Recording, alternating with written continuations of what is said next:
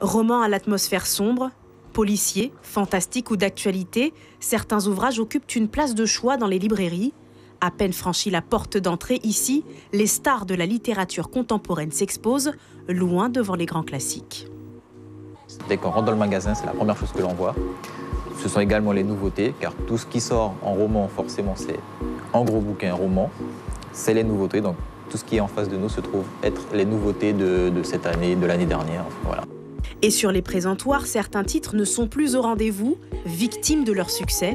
Il faudra attendre les prochaines commandes pour se les arracher à nouveau.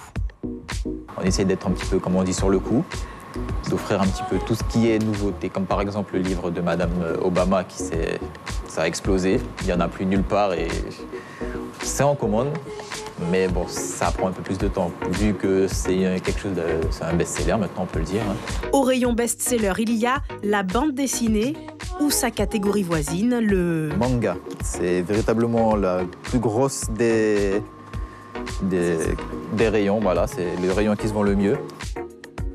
Pour offrir une vitrine à des ouvrages peu médiatisés ou plus intimes, les librairies ont leur méthode. Celle-ci joue la carte de la confiance.